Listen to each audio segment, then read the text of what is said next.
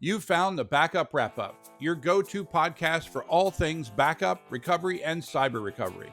In this episode, we'll explore the critical role that tabletop exercises play when preparing for cyber incidents. Our guest, Mike Saylor, CEO of Black Swan Security, shares his expertise on how to effectively plan, execute, and learn from these activities.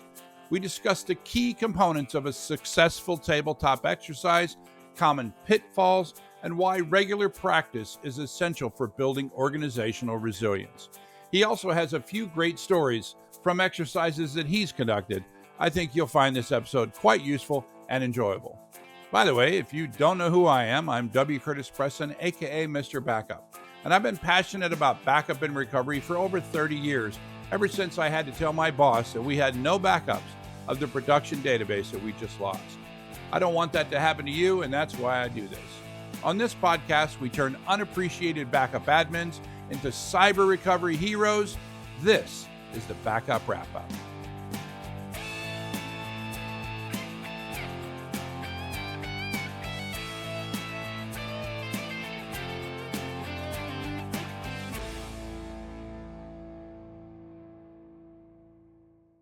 Welcome to the show.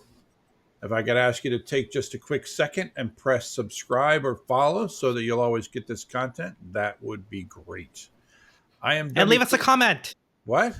Oh, yes. And leave us a comment. Yes, leave us a comment. We love comments. I'm W. Curtis Preston, a.k.a. Mr. Backup.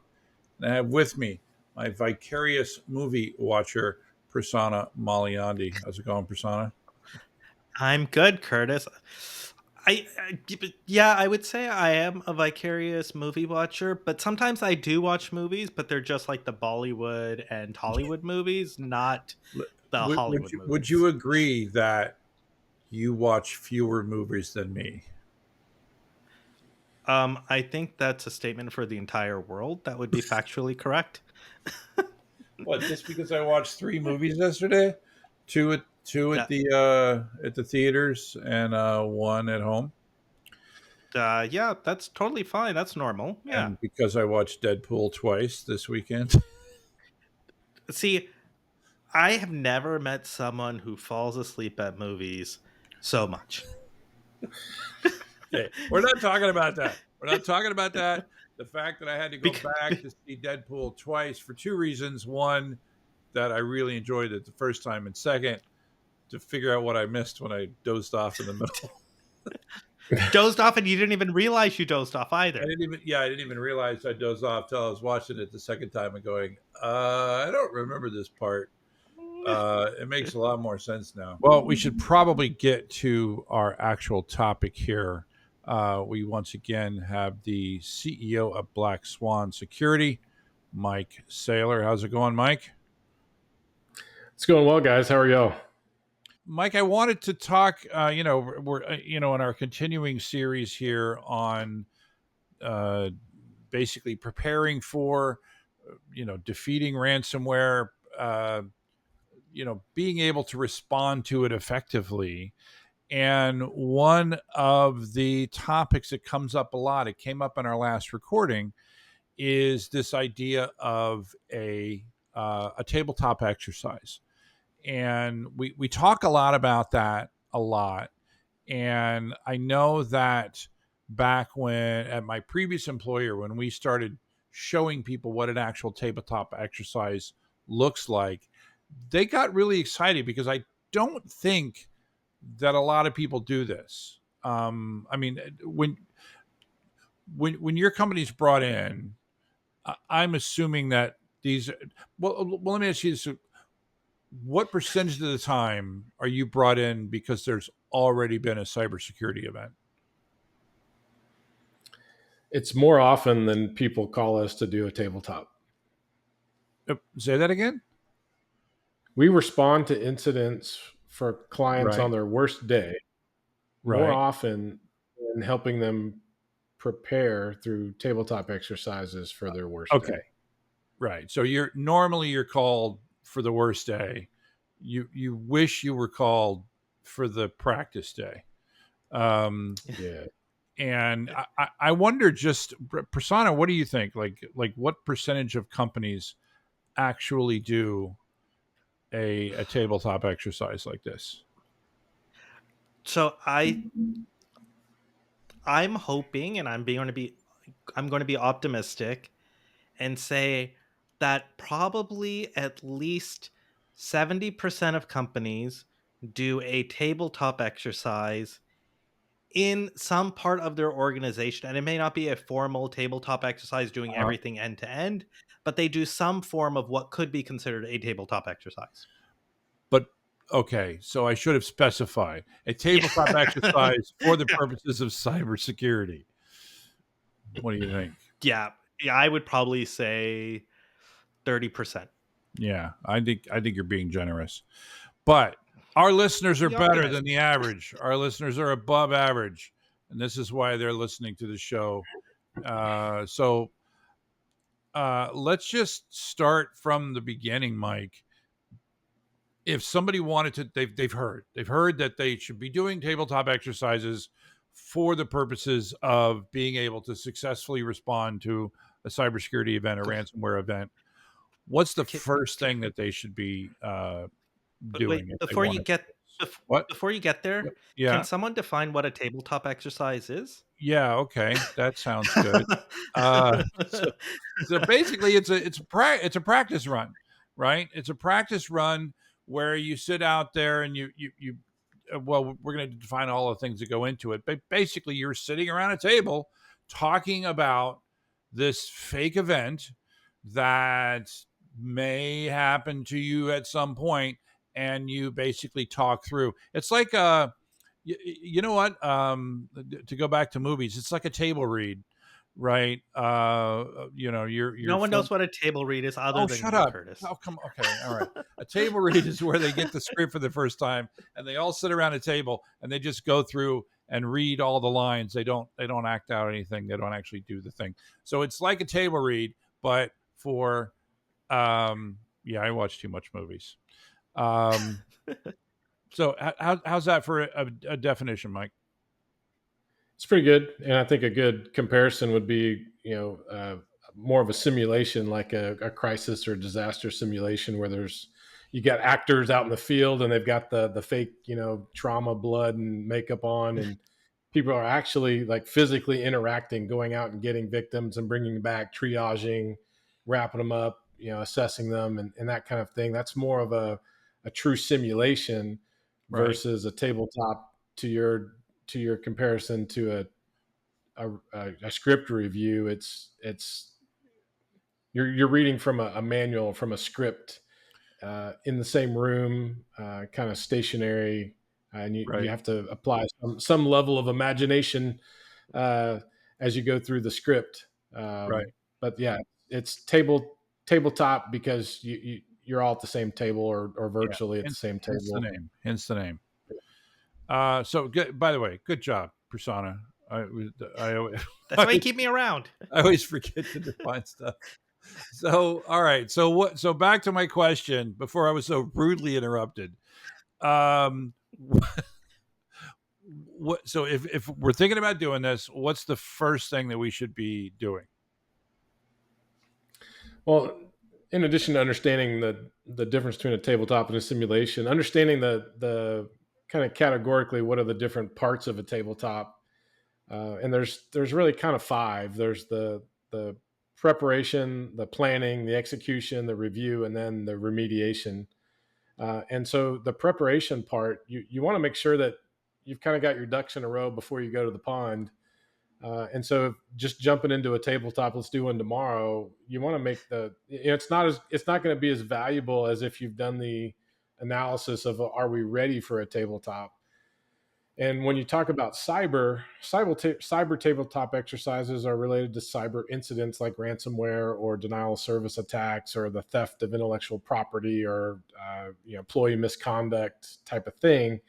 All right, so what do we have in place as far as procedures and incident response plan? Do we know who the key smart people, effective people are? Do we know management's expectations for communication and escalation? Do we have management's blessing to have the authority to respond to this incident, and who's going to be in charge? And so there's the litany of, are we even prepared to do a tabletop? So that's And yeah. And for the prepared one too, Mike, I guess one of the things is like doing a tabletop exercise, you want it to be valuable, but it could potentially also be expensive, quote unquote expensive, right? Just because the number of people you're pulling in who you're pulling from their normal daily jobs, right, to do this exercise. So you don't want it to just be like a waste of time for everyone. Agreed. Yeah. And so, yeah, Well, let me ask you this. Let me argue with you and tell me why I'm wrong, and that's okay. What if the purpose of this tabletop exercise is to show just how badly we are prepared, Unprepared? or poorly, just how poorly we are prepared for a cybersecurity event? There could be some value in that. It might be highly demoralizing, and I agree that persona, it would be expense. There is a cost associated with it. What do you think of that, Mike? I've only seen that as a successful tactic one time in like 14 years. And the reason for that is, if you're the technology executive or the security executive and your job is to protect the company and make sure things can continue operation in the face or as a result of an incident or disaster, and let's say you've been asking for budget and resources for years and you're not getting it for whatever reason. So, hey, let's do a tabletop to show the magnitude of deficiency that we are currently in so Right. that management can see that we need the help. Well, what that does then is it documents your deficiency. Mhm. It's Makes now it easy to get rid of discoverable. you. It's also discoverable if you have an event and you get sued. But also politically, I don't know of uh, many technology or security executives that want to put themselves in that position of documented failure. Uh, and management is going to see that as, oh, you're just trying to get leverage. Politically, it's a bad move. I've only seen it successful one time, Mhm. and that was a pretty unique situation where the management team was pretty collaborative, and it wasn't for leverage. It wasn't because they weren't getting the resources. It was a true learning experience for everybody, and it was quite a while ago. So that went really well. Everybody went into it on the same page with the same expectation of learning and identifying weaknesses. But today, in most of the environments that I experience or work with, that wouldn't go over well. Yeah, The IT shop security guys, they want to practice before they go to the game. that's a really good point about the fact that that it's discoverable, and also that politically it is a difficulty, right? It's one thing, like I've done in in my backup and recovery days. I've documented, I've basically demonstrated, hey, we are unable to meet the recovery time objective that you have specified. And so that's kind of what I was thinking, but it's probably a little bit different than here. And because in there, what you're demonstrating is the deficiency of the system that you had, that you have, not the deficiency of the team itself. Or the Um, processes in place.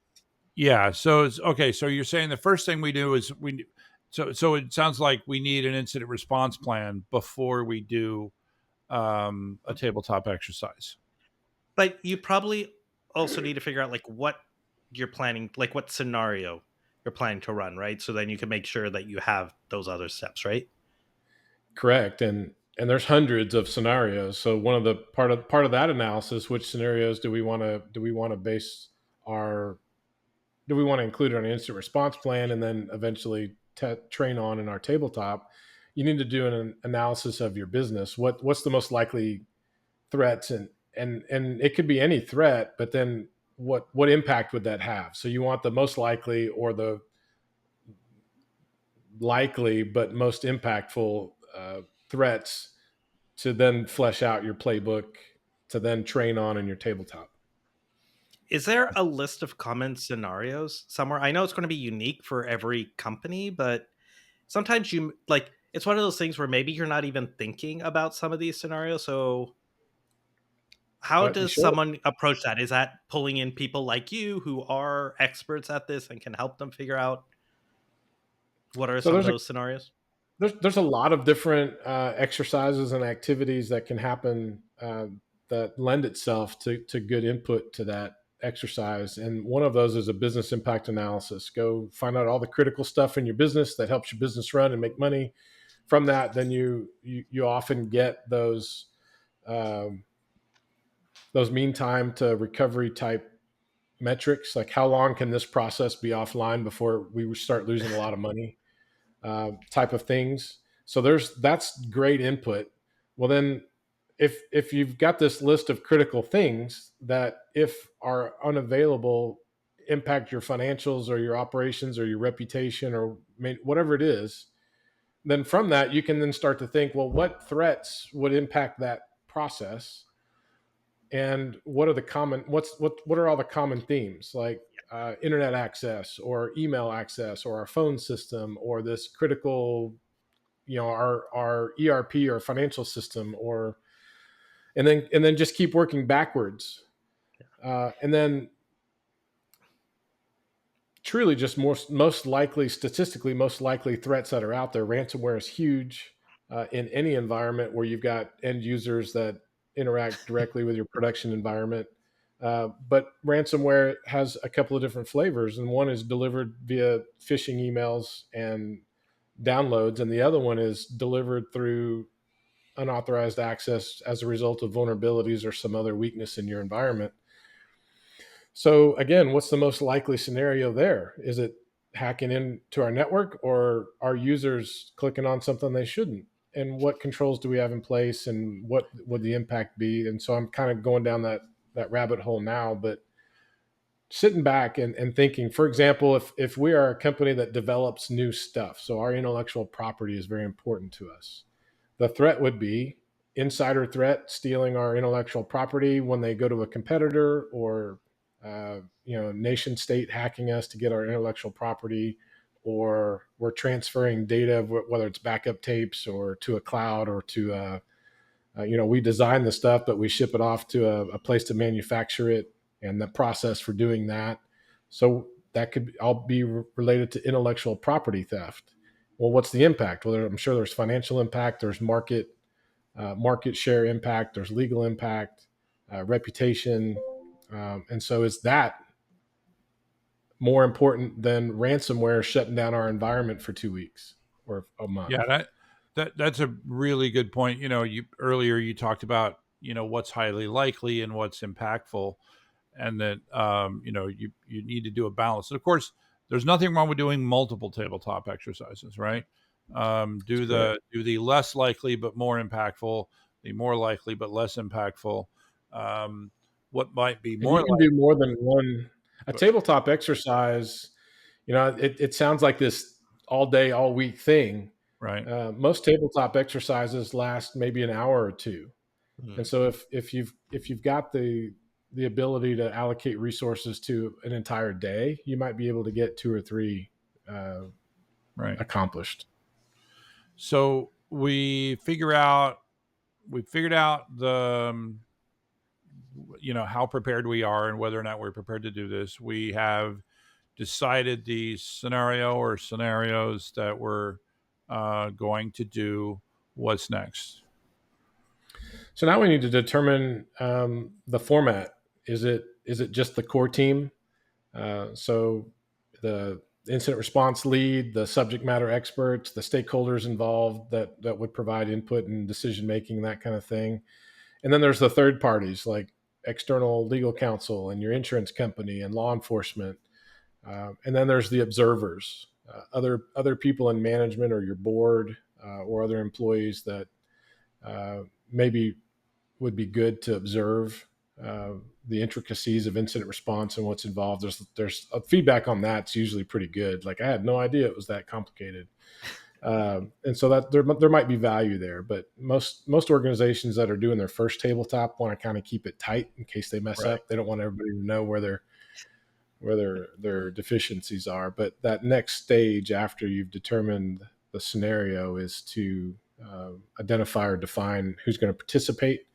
who's going to run and moderate this exercise. Usually that's a third party. Have an objective, someone that's not been in the weeds every day and doesn't know all the intricacies, so they can ask some good questions and throw some good curveballs.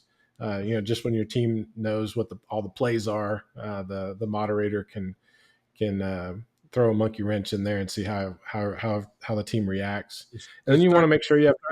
This starts to sound like D&D a little bit. A little bit, and I thought that's where you were going to go earlier when you were going to explain how a tabletop went. It is very much like a role-based table-based game. And then make sure you've got a good scribe, somebody that can take good notes.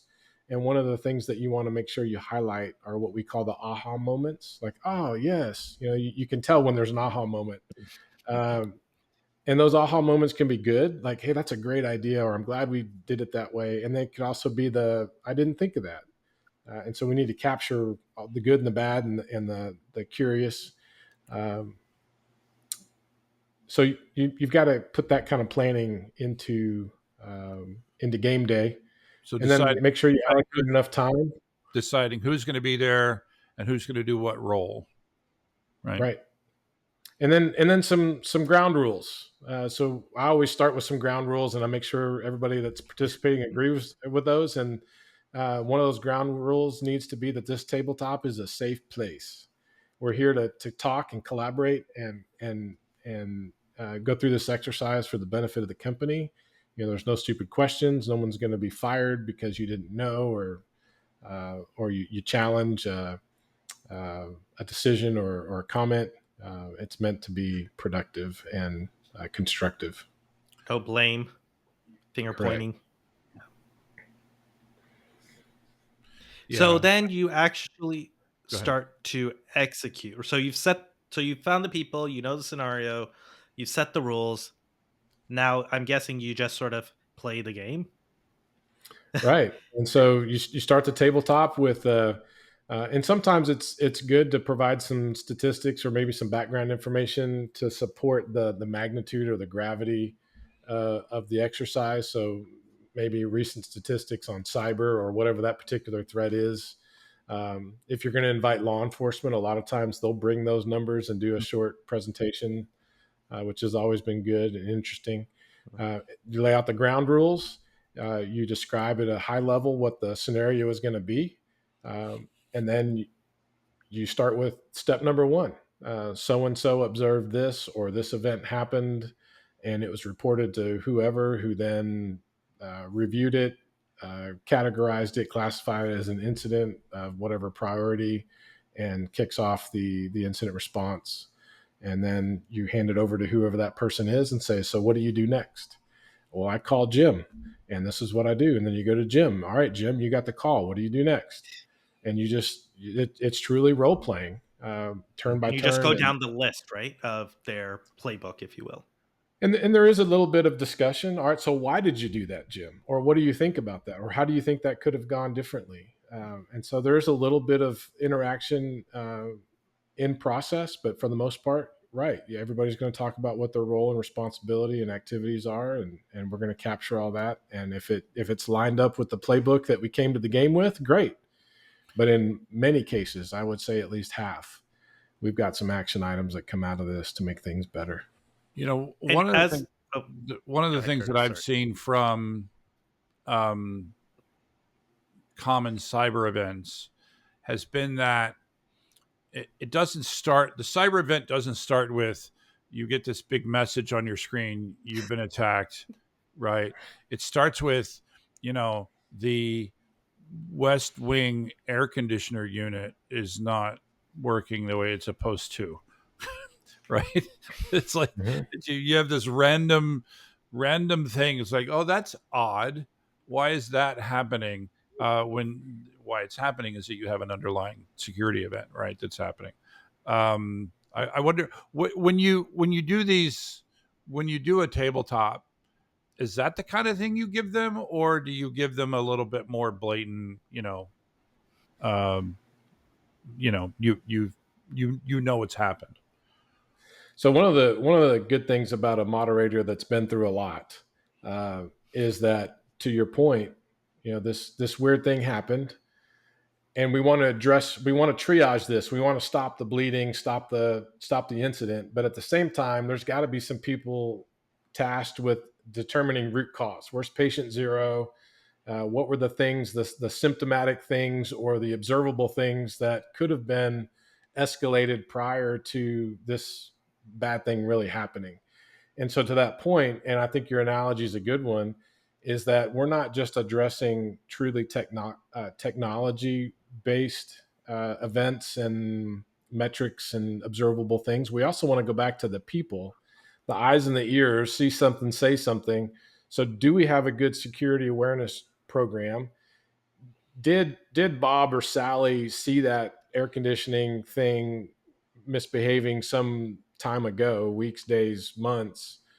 And is there a way is there even a mechanism for them to report that? Because if they just make a comment to a coworker or a supervisor, well, then there's got to be a way to communicate that to people that need to know. So is there even a mechanism for that? But to your point, right. So we want to expand the value of the tabletop as far as we can without really diluting the focus.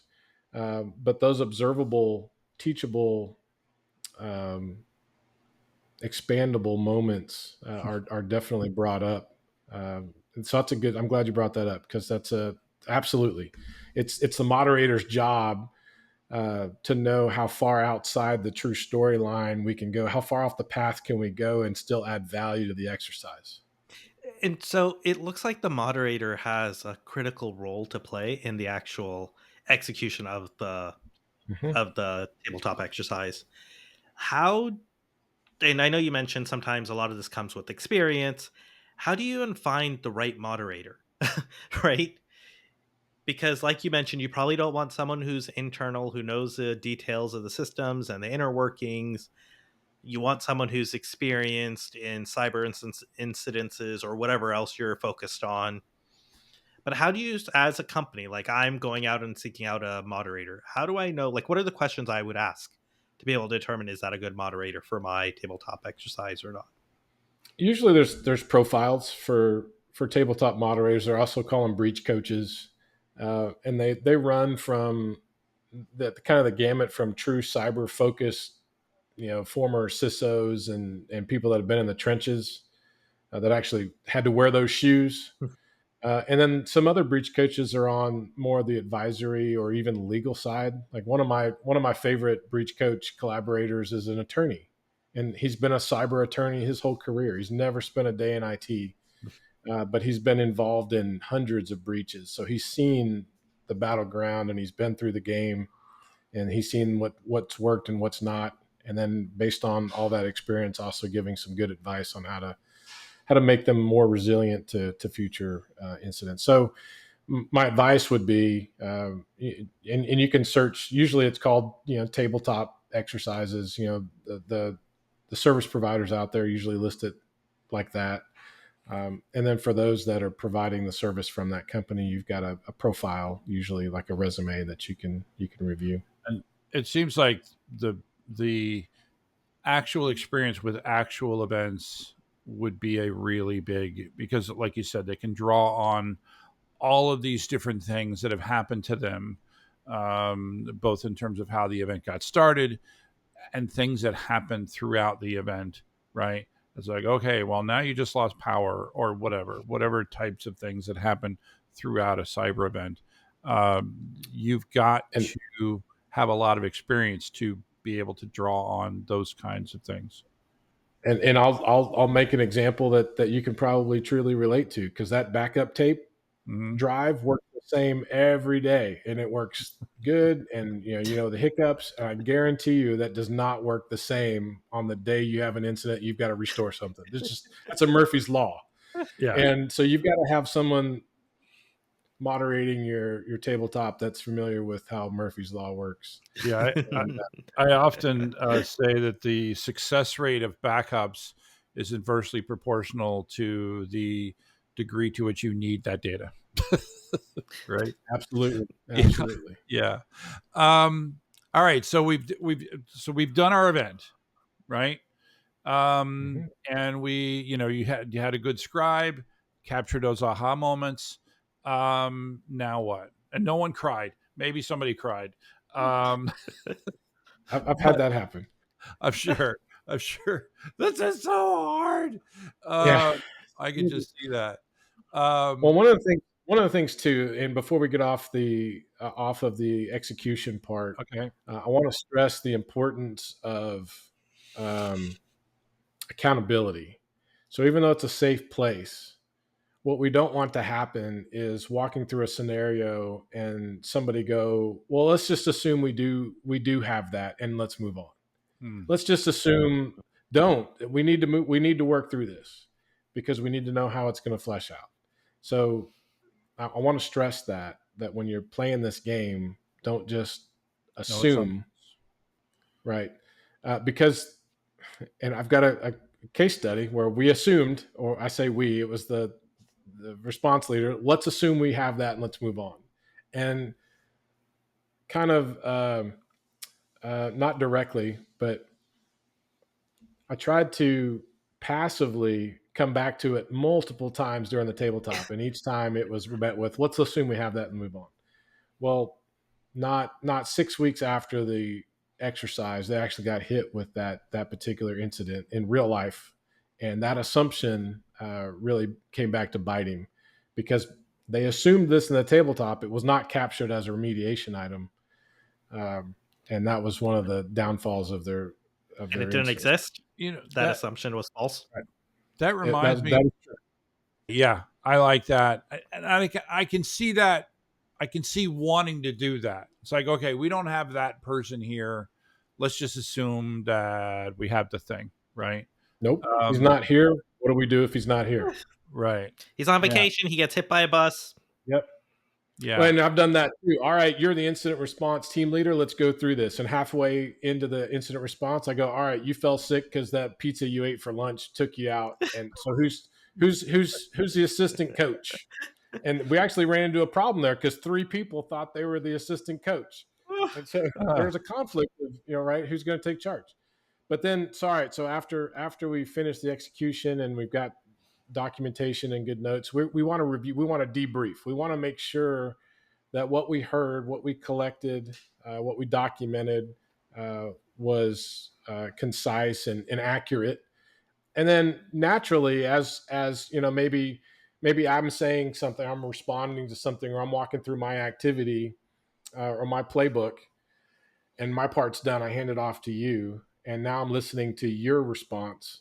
Naturally, as people with responsibility and instant response, I'm going to think about what you're saying, and what could I have done different, or maybe I've got thoughts about what you're saying. So the debrief gives an opportunity for the participants to add more comment or thought, or something came to mind, or let me add to that, or let me correct that. Mm-hmm. And so the debrief is important before everybody leaves. We want to capture all that before people go back to their day job. All right. Well, then the scribe and the moderator need to collaborate over the coming days to make sure that there aren't any untied strings or unleft questions. And we're going to, there's an opportunity to ping the participants one more time because maybe they also made reference to something. And, all right, well, let me know when you get back to your desk, type of thing. So we've got a period of time to wrap this up, and then we want to document this in a summary with detailed action items. All right, this is what came out of the tabletop. We need to update this. We need to find a resource when Bob doesn't show up. We need to talk to our insurance company about having a good contact. We need management's approval for when to involve law enforcement, whatever it is. Yeah. We've got this action plan. We need that stuff to be addressed. It came out of this incident response as things that we need to do to be more effective. It has to get done. And that is as important as conducting the exercise, because you now know where your weaknesses are and where you need to improve in order to be effective. Without that stuff, you're going to fail the response to whatever that incident is. And more than likely, back to Murphy's Law, that particular incident that you just trained on that you didn't fix is going to happen sooner than it would have. Yeah. Well, you know what? This brought up a thought for me. You know, we talk a lot about doing disaster recovery testing, and so my question is, what is is there a is there a is there a pass or fail for a tabletop exercise? You know, what's considered a success is something is I would think. Well, I don't know. I'll stop talking. What would be considered a success, and what would be considered a failure? There is, and what defining what success is would depend on what the incident is. So if it was intellectual property theft, success would be determining how it happened and having enough evidence to prosecute whoever did it. Right, that would be success.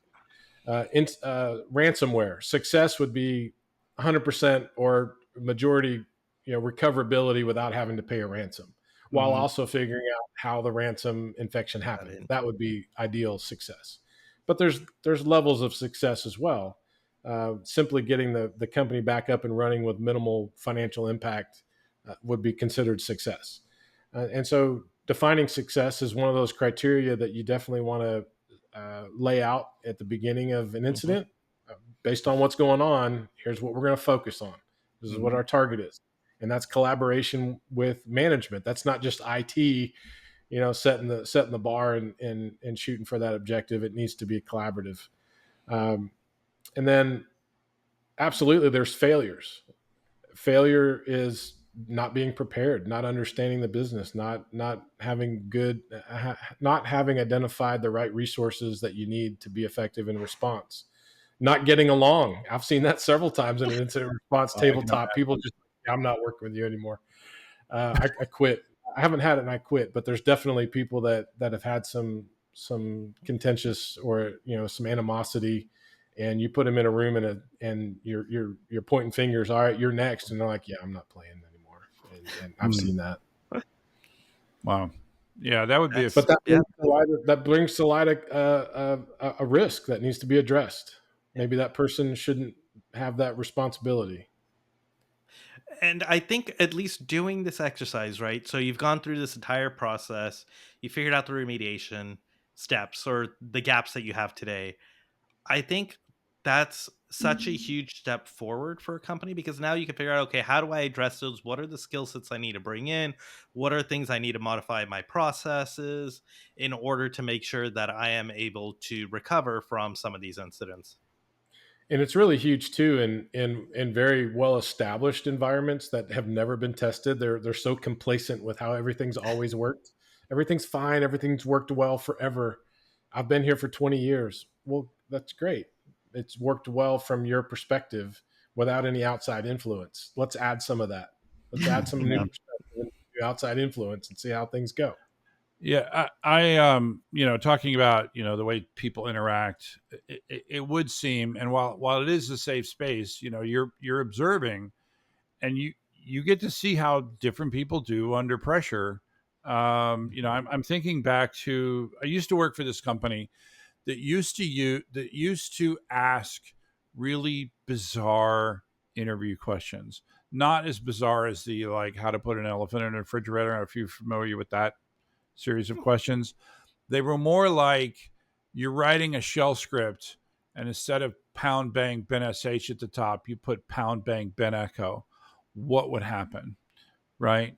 And it was it had two purposes. One was if you could successfully answer the question, then it showed that you had a really good knowledge of internals.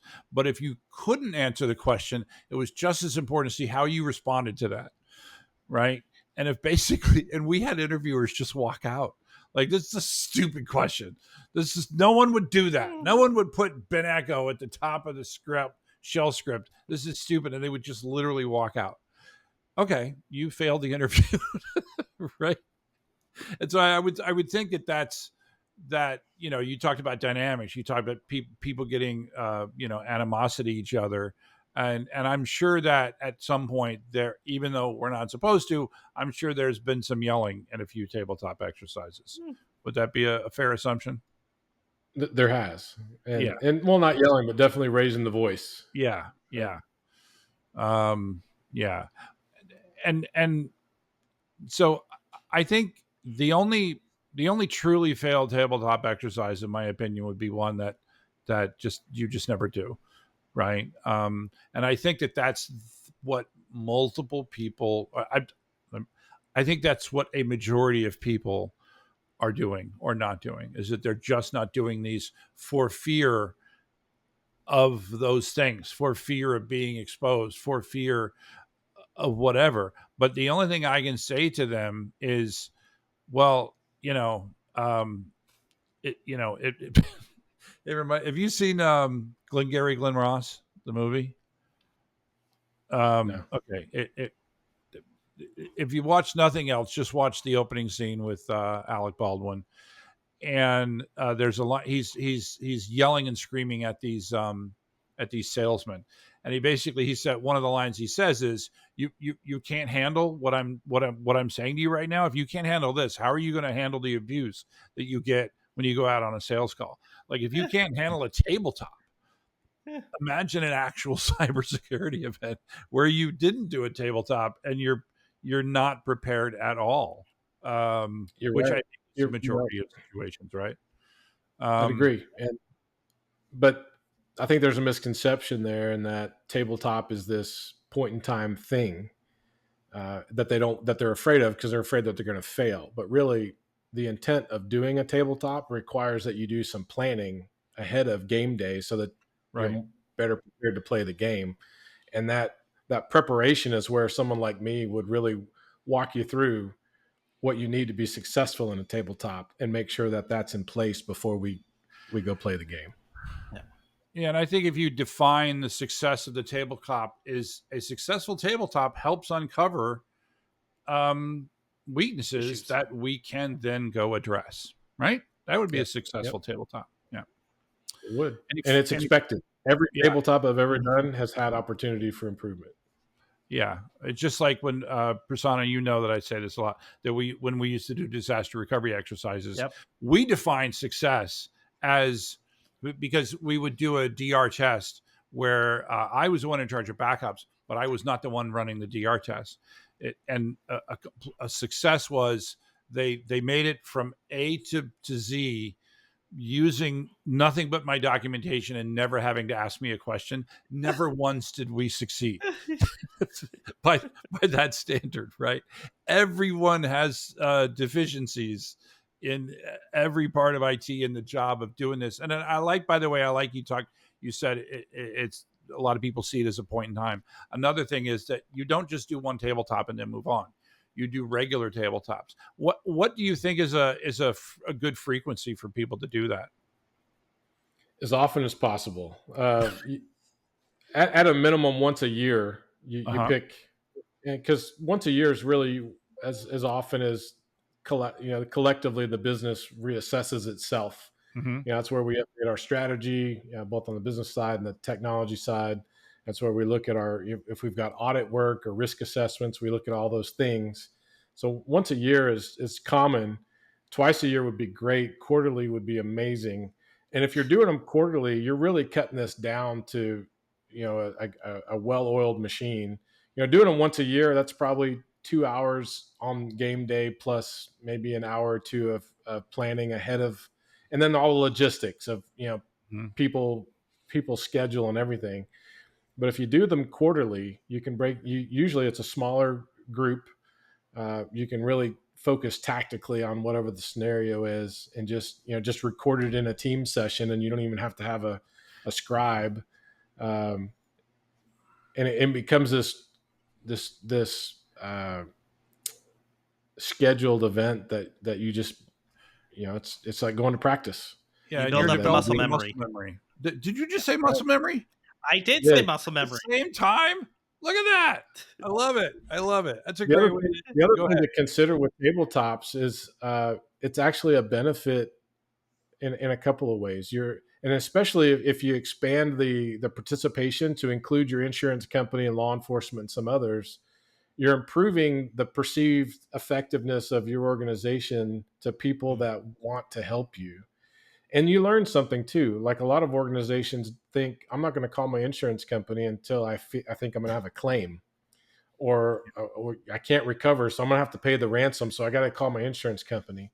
But if you ask the insurance company, when should we call you? They're going to tell you as soon as you think you have a problem. Yeah. Because we've been through a lot of this stuff, and we can also help guide you. And let's say Bob didn't come to work that day and he's on your incident response team and he's your database expert. Well, what are we going to do now? Well, your insurance company probably has a vendor on their approved list that's a database expert that can help you. And so they're a great resource. And a lot of organizations don't realize, or they're hesitant to involve their insurance company when something bad happens. They're afraid it's gonna ding them like getting your windshield repaired. They're afraid it's going to impact their premium next year or whatever. But really, what it's doing is adding value, and there's a perception there from your insurance company that you guys are doing what you're being diligent ahead of a true incident happening. All right. Well, thank you once again, Mike. You're welcome. All right, and thanks, Prasanna. You enjoying this? I am. I'm learning something new. It's kind of fascinating. I love learning. Learning. You know, whenever I think about tabletop exercises, for some reason, I think about the game Battleship. For some reason. You sung my Battleship. I like it.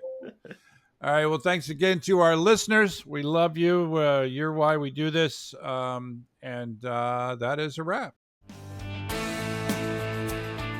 The Backup Wrap-Up is written, recorded, and produced by me, W. Curtis Preston.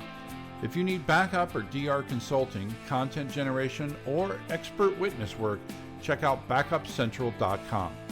You can also find links for my O'Reilly books on the same website.